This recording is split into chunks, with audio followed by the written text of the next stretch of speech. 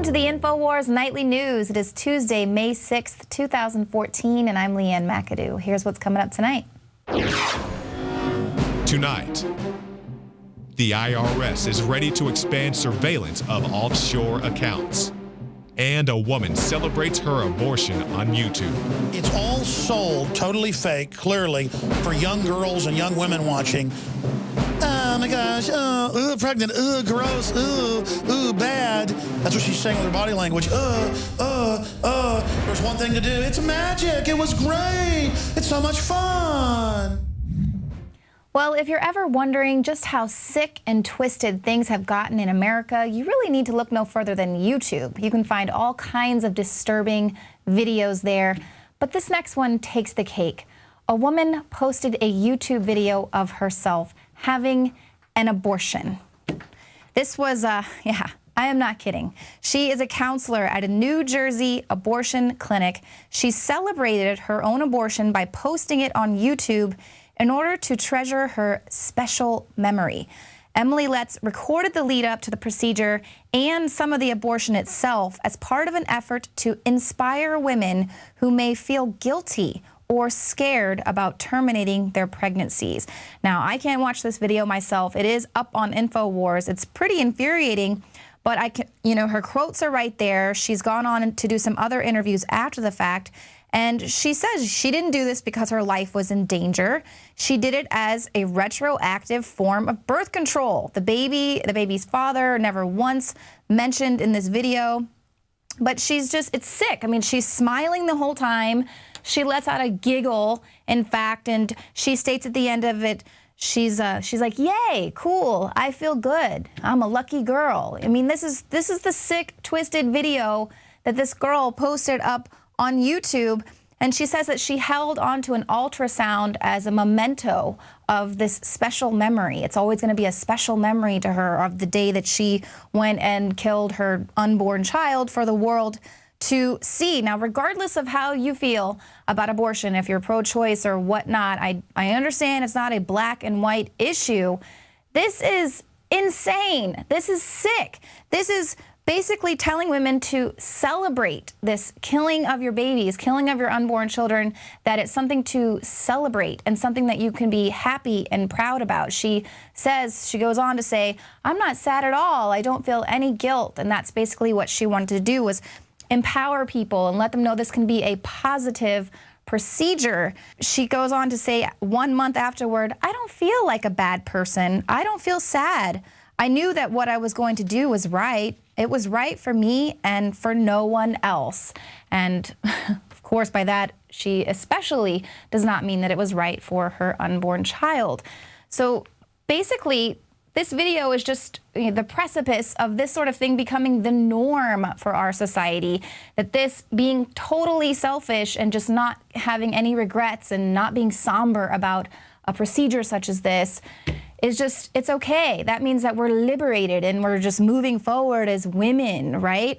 It's this twisted sense of reality. Now, it turns out that Emily Letts is not just an abortion counselor, she's also an actress. So now this is causing a lot of people to say, well, did she do this for attention? Because today reality is all about how many likes you can get on your social media account and how many fans you can get. She was an actress. Her Let's most recent movie was a horror flick centered around, you guessed it, the slaughter of children. So people are asking, was this just a publicity stunt? Did she put this together herself in an effort to get noticed, or was someone else put her up to this? Was it entirely of her own making? For fame, did she want to be the first woman out there to put out a shock video on YouTube? I mean, what's the next viral video going to be? I find it really hard to believe that she just did this to make abortion cool and trendy and acceptable, because if that's true, then that's really sick. That's very sick. Now, we've already reported, on how fame has become a sickness. It's absolutely a sickness. People will stop at nothing for a little bit of notoriety. Apparently, even posting YouTube videos of them killing their unborn children. Well, she wanted to be famous, and now the world will know who she is, and I can't wait to see in the coming weeks. I'm sure she's going to be hailed as some folk hero for the women's liberation movement. But where are these so-called liberated women when it comes to the nearly 300 missing Nigerian girls? They were kidnapped. Their families are calling out for them to be rescued.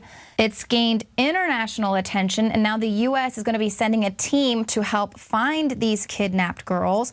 Now, it was about 270 Nigerian girls. They were kidnapped from a school in April by a militant Islamic group, Boko Haram. They have claimed responsibility for taking these young women as punishment for them receiving a Western education. Now, the leader of this group says he will sell the girls at market. He's going to sell young women as young as 9 years old because, according to his religion, these women are slaves. And according to Sharia law, these girls, they just need to go get married. And that's what he says. So he's going to be selling them off. Now, the U.S. has announced it's going to be deploying a team to help locate these missing girls. And more young women are actually being kidnapped daily. People are calling for drones to be used to help in this search. But what this article fails to mention, and it makes clear that it's biased reporting, is that Boko Haram is a militant, radical Islamist group. They just call them a militant group, but they're radical Islamists. They're calling for Sharia law. They say they're not going to stop until this is implemented. But the article fails to include that very important detail. That's what this whole kidnapping is all about. And that's kind of one of the reasons why we're hearing silence from the feminist groups, because nobody wants to insult a religion or a culture that we don't understand entirely. Now, it's because of this, we don't want to be culturally insensitive, or we don't want to be called racist or bigots. But is it bigoted of me or racist of me to think a Satanist shouldn't sacrifice a child because that's their religion? No, we all know that that is wrong. So it is time for people to start speaking out about these things that are clearly abhorrent. So they don't want to seem, non-trendy by insulting someone's culture, so they remain silent on truly abhorrent crimes against women. Where is the Ban Bossy campaign with respect to this? It's a sickening kidnapping by 270 plus girls. Their families are crying out for help. Rhiannon Coslet of The Guardian calls for Western feminists to stand in solidarity. Rather than confronting this casual sexism, which is what they're prone to do, stand up against something as profoundly revolting as this issue of slavery, forced marriage, and child rape.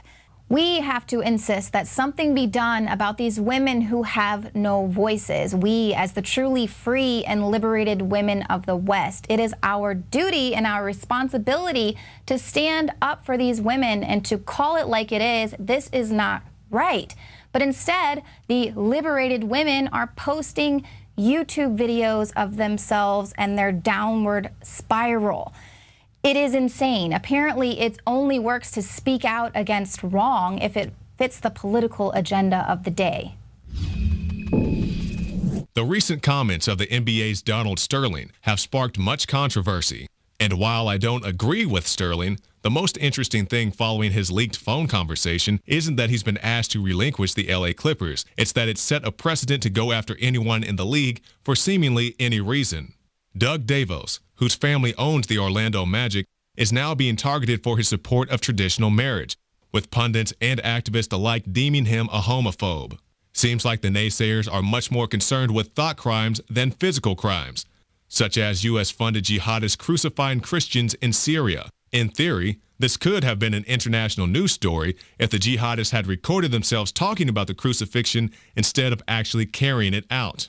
And finally, the thought crime in Oklahoma of someone having the audacity to donate the 10 Commandments to state capitol grounds was so offensive to devil worshippers in New York that they want to place a, quote, child-friendly Lucifer at the Capitol grounds as well. A member from the Satanic Temple says that one could even sit on the statue's lap and take a selfie with Baphomet.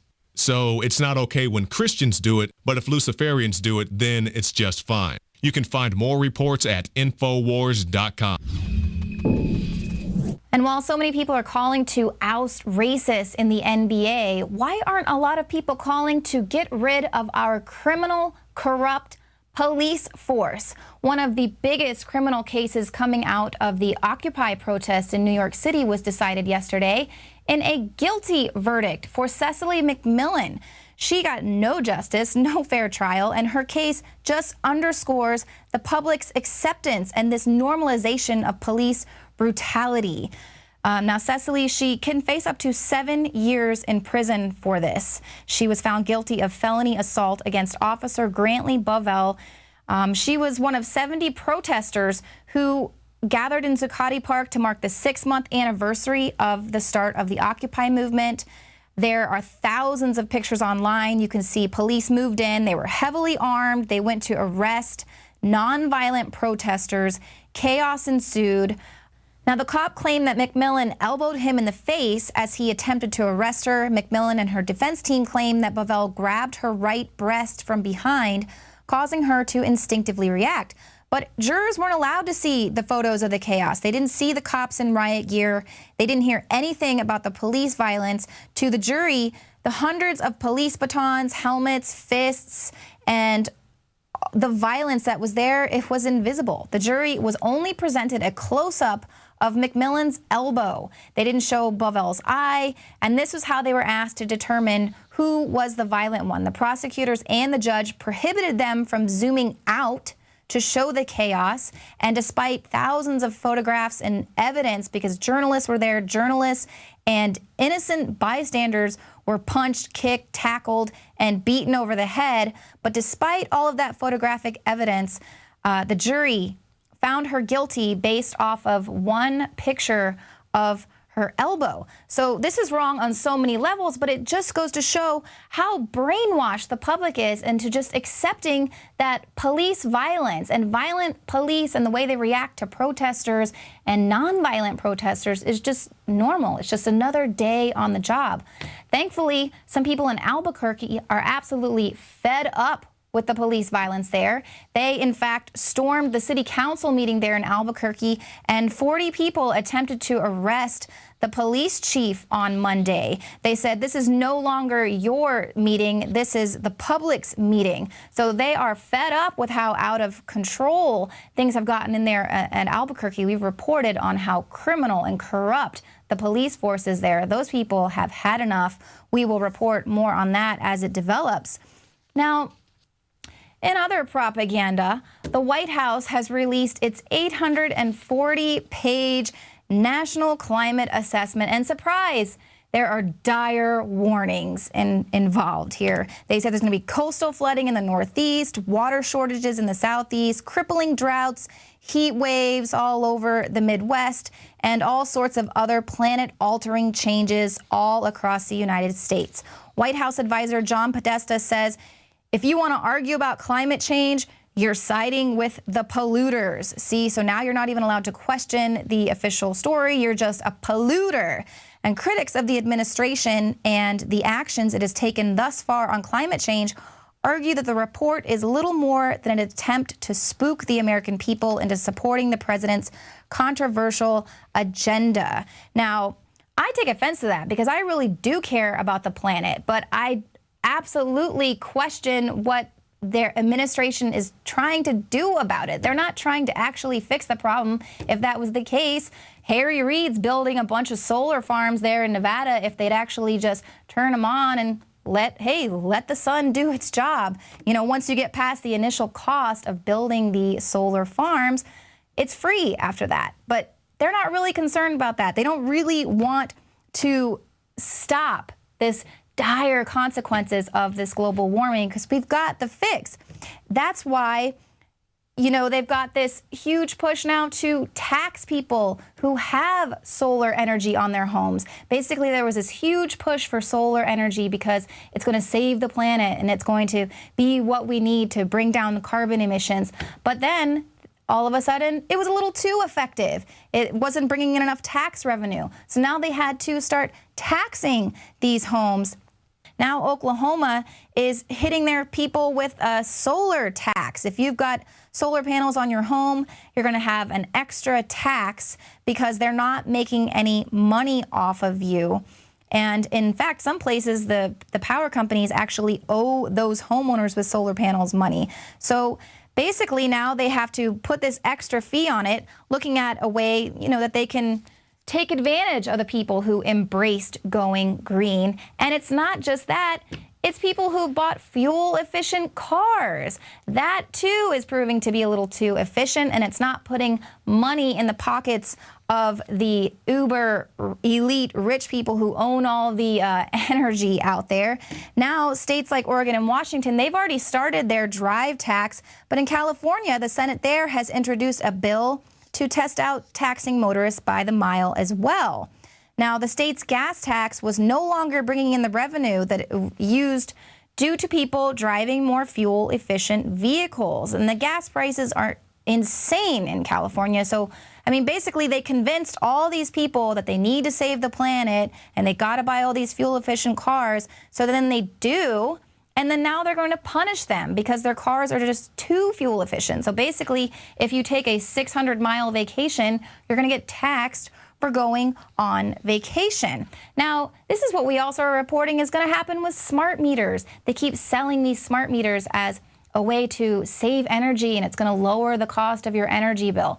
Yeah, right, because that's what the power companies are trying to do, is help you save a dollar, help take money out of their pockets. This is a total joke. Not only is it going to leave us open to vulnerability, hacking of the grid, and spying on our every move, it's absolutely going to raise our bills. They're going to find a way to tax us and to continue robbing the taxpayer of pennies, all the pennies they can get their hands on. That's what this is all about. Because lawmakers could literally save the planet if they wanted to, but that's not what their job is apparently these days there in D.C. Now, coming up, what are drug makers doing about the dire consequences of being in a post-antibiotic era? We're hearing all of these reports about how antibiotic-resistant superbugs are now plaguing countries worldwide, while drug makers really are setting us up to be completely vulnerable to a pandemic. That report is coming up right after this. The news is plagued with headlines warning that deadly superbugs that evade antibiotics is spreading globally. The World Health Organization is calling for urgent action to preserve the power of antibiotics, as the effects of drug resistance will be devastating. Something as simple as a scratch or a UTI could kill, and once-beaten diseases could resurface as fatal illnesses. According to a new report from the World Health Organization, antibiotic resistance is now a bigger crisis than the AIDS epidemic. One of the best-known superbugs, MRSA, is estimated to kill around 19,000 people in the U.S. annually, far more than HIV and AIDS. Drug resistance is driven by the misuse and overuse of antibiotics, which encourages bacteria to develop new ways of overcoming them. As some strains are eradicated, other more virulent forms of a disease pop up in their place. Last year, a mystery flu-like illness killed dozens of people in Texas, including family members of Alex Jones. The cause of illness has yet to be diagnosed, but doctors are certain it's not H1N1, but they say perhaps it could be a new form of the disease. But while there's the threat of a post-antibiotic era and new drug-resistant diseases are imminent, why is the government reconstituting deadly viruses? Earlier this year, researchers reconstructed the DNA of the first ever bubonic plague. The researcher hasn't ruled out the possibility for potentially dangerous mutations and warned there could be new outbreaks. Researchers reconstituted the 1918 Spanish flu, perhaps the most lethal plague in the history of humankind, to help prevent a calamity, they hoped, and not cause one. Scientists experiment with these potentially deadly viruses in order to develop new vaccines and treatments, but sometimes those strains and their mutations might not stay safely inside the lab. Last month, a Maximum Research Facility lab in Texas reported missing 1 of 5 vials containing a potential bioterror agent.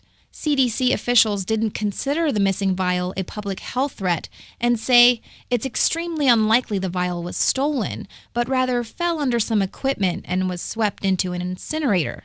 A French lab reported it lost more than 2,000 vials containing fragments of the deadly SARS virus. How can it be that easy to misplace a bioweapon? And even more curious, the genetic code for these agents is uploaded into public databases so other researchers can download them to conduct experiments. How easy would it be for a bioterrorist to exploit that information?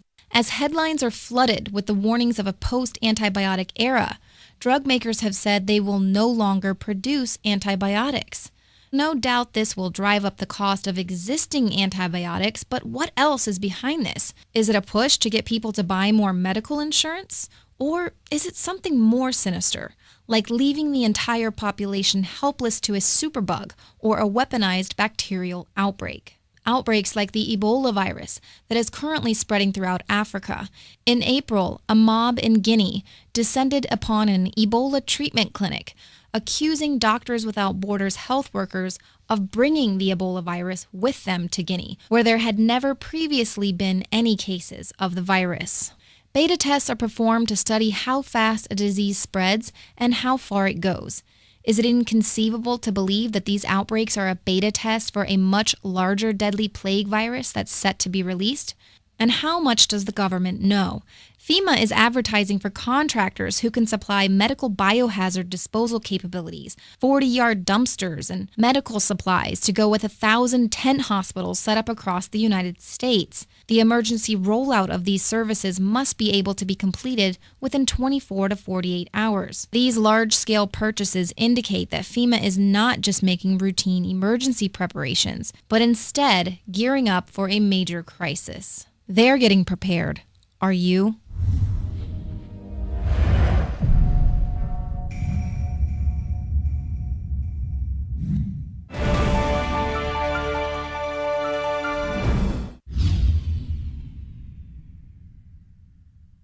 My friends, Alex Jones here to tell you about some of the most important information concerning you and your family's health. Radiation levels have more than doubled in the last 60 years in the Northern Hemisphere from all of the nuclear testing and radiological accidents. Radioactive contamination is now in most of the food supply. There's only 2 ways to avoid this. Move south of the equator or properly protect your thyroid with nascent iodine. Looking to protect my family, I've done deep research. Nascent iodine is the purest, cleanest, absolute best form of iodine to protect yourself and your family. It's made right here in the USA, completely non-GMO. I searched out the best quality and now have developed a double-strength form of nascent iodine, exclusively available at INFOWARSLife.com. Nascent iodine is on record as one of the only safe ways to detox from fluoride poisoning. Survival Shield Nascent Iodine. Secure your super high-quality nascent iodine today at INFOWARSLife.com. That's INFOWARSLife.com. Hi, I'm Shane Steiner. A lot of you have been following my progress using Super Male Vitality. The last 19 weeks has been an incredible experience. I was feeling a little down and lethargic during the holidays, and none of the supplements that I was taking were doing any good. That's when my longtime friend from high school, Alex Jones, introduced me to Super Male Vitality. I was a little skeptical at first. Not only would I have the energy to work out and go to the gym, but it was actually the changes were happening to my body a lot more rapidly. My whole mood, my libido, everything had completely changed.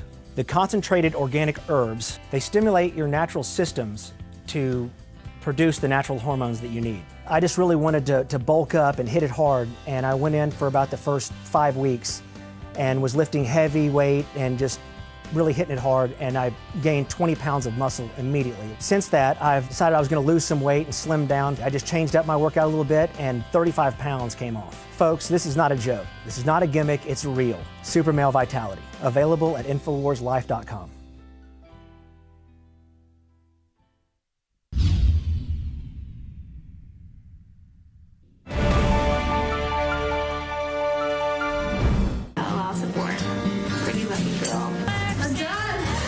I'm done. It was like 30 seconds, even though it took 30 minutes.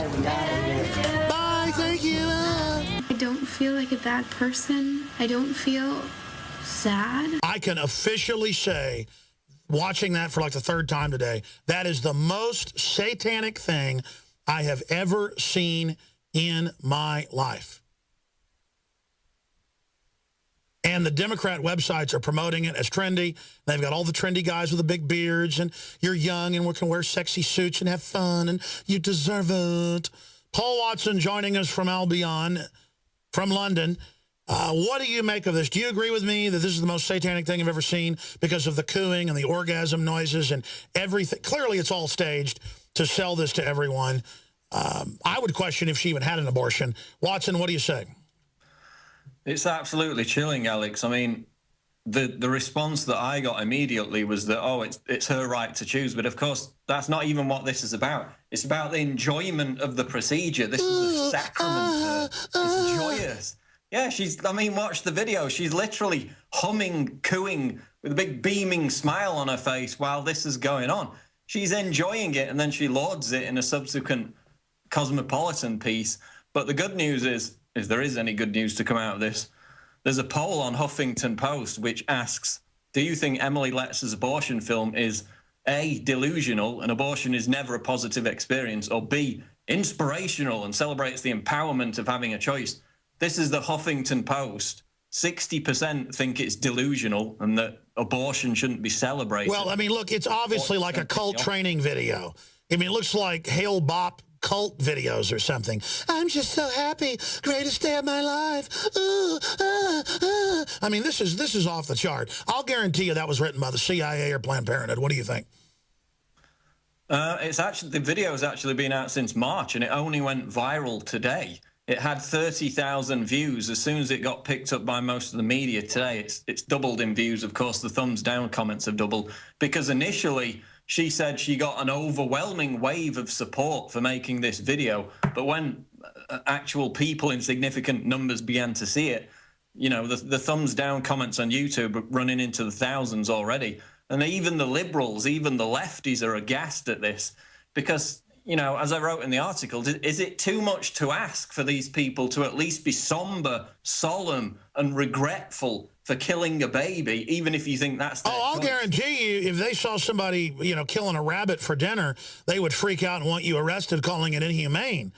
And I don't like the inhumane treatment of animals, but what about a human, a baby? Have some reverence if you're going to kill it. At least, you know, act respectful, act solemn. It's absolutely chilling. But then, of course, the abuse of women's rights in places like Iran and Afghanistan is completely ignored. You know, women getting stoned to death, stabbed for not wearing a burqa or a veil. Oh, all the trendy CIA floozies and establishment bimbos, prostitutes like Gloria Steinem, you'll never hear a word about that because the CIA policy is to put jihadis in and enslave women. Exactly. And I mean, it's not only this example, you've mentioned others. In March, I wrote another article about the DC Abortion Fund, which actually had a donation drive. They offered people coat hanger pendants in reference to the vile method of using a coat hanger to perform an abortion. If you donated $10 or more a month, then you got a coat hanger pendant, and that money went to pay for women in Maryland and Virginia to terminate their pregnancies. So this runs throughout the whole leftist pro-abortion movement, this lip-smacking celebration of killing babies like some horrific ancient pagan ritual. Well, that's the thing, is the lip-smacking. I mean, they told her to get in a really good mood and try to be a seductress. I mean, she could get a job actually as a newsreader where they have the women do the seductress deal and the men actually think, looking through the television, you know, the woman's really aroused by him. She is like trying to seduce women here into being for abortion. It was clearly highly scripted and very sick, and it just shows the spirit of this, the abject craziness of these people. Yeah, she says in there, if you didn't hear it, folks, the video's up on INFOWARS.com. I'm keeping this to remember it. I mean, my God, I later learned where an abortuary was, where one of my kids got killed in Austin, and I can't drive by it. Literally, I almost run off the road and start crying. And these people are like wanting to have a memento and celebrate it and remember it. Thank you for tuning into the show tonight. We will see you here tomorrow at 7 p.m. Central.